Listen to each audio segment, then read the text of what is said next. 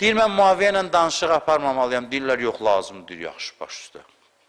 Cəmiyyətin rəhbəridir, amma onların rəyinə fikir verir, onların rəyinə uyğun addım atır. Bunlar çox hiləgər adamlardır, bunlarla müzakirə olmaz. Dedilər, yox, dedi, yaxşı. İbn Abbası göndərək, dedilər, yox. Malik Əşləri dedilər, yox. Əbu Musa Əşərini dedi ki, bunu göndərməyin. Dedilər, dedi, yaxşı.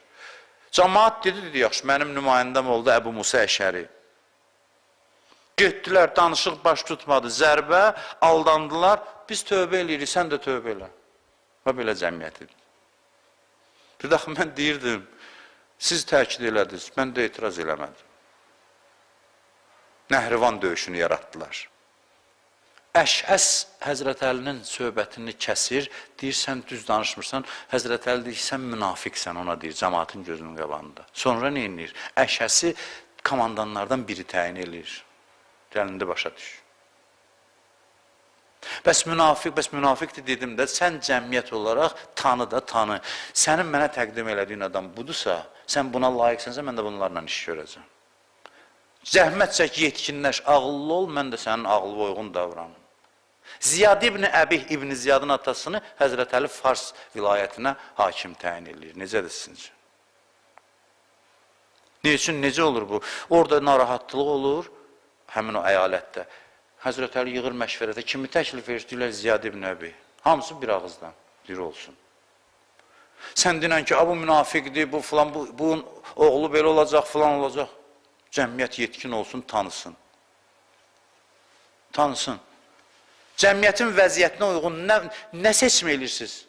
Seçim kimdir? Mən razı olmasam da uyğunlaşacağım sizin seçiminizə. Razı olmasam da. İmam Həsən Muaviyə ilə sülh imzaladı ki, insanlar nəhayət ki, başa düşsünlər ki, Muaviyəyə etimad eləmək olmaz. Cəmaatı topladı, yığdı ordunu, dedi ki, neynəmək istəyirsiniz, döyüşmək istəyirsiniz, başlarını aşağı saldılar. Xeyr. Ondan sonra nulzimukumuha və entum laha karihun Quranın bu ayəsindədir. Elə bilirsiniz ki, istəmədiyiniz şeyə sizi zorla vadar edəcək. Getdi sülh müqaviləsini imzaladı və dedi ki, bütün bəndlərini tapdalayacaq Muaviyə. Elə də elədi. İndi anladınız? Hə. Amma bu yolu getdi, bunun üçün töhmət eşitdi, tənqid eşitdi, təhqir eşitdi. Dedilər, ay möminləri zəll eləyən filan. İmam Hüseyin qətligaha 6 aylıq uşağını apardı, özünü, əzizlərini apardı ki, cəmaat düşünsün. Mən kimlər, Yezid kimlərinə beyyət etməz. Bunu izah elədi, düşündürmək üçün bu qədər qurban verdi. Sonra anlayacaqsınız, sonra başa düşəcəksiniz. Amma sizin başa düşməyiniz üçün mən də qurban getsəm dəyər. Görün, cəmiyyətin düşünməsinə nə qədər qiymət verir. Ağıllı olsaydınız qurbana ehtiyac olmazdı. Özünüz təhlil eləyərdiniz, düz qərar verərdiniz. Ağılınız yoxdursa, başınız daşdan daşa dəyməlidirsə, mən qurban gedəcəm ki, heç olmasa ayılasız. Sizin ayılmağınız üçün Hüseyin qurban getməlidirsə, ağlınızın işə düşməsi üçün eybi yox. Mən gedim, pək ağlınız işə düşsün. Görün, ağıl nə qədər dəyərlidir. Ya Rasulallah, filan kəs münafiqdir, bəli. De, cəmaata tanıtdır, yox, özləri tanısın. Mən deməyəcəm. Allah mənə xəbər verib ki, filan kəslər münafiqdir. Hüzeyfəyə demişdi adları. Bir-iki nəfərdə fırlanırdı Hüzeyfənin başına ki, mənim adım orada var. Gör, orada mən varam, deyirdi, deməyəcəm. Peyğəmbər icazə verməyib. Cəmiyyət özü tanısın. Bəs cəmiyyət tanıyanacan bu münafiq 1000 dənə bəla asacaq cəmiyyətin başına. Qoy açsın cəmiyyət. Ağıllı olmasına görə bədəl ödəməlidir. Önəmli olan ağıllı olmasıdır cəmiyyətin. Lətuğərbəlunə, siz ələkdən keçəcəksiniz.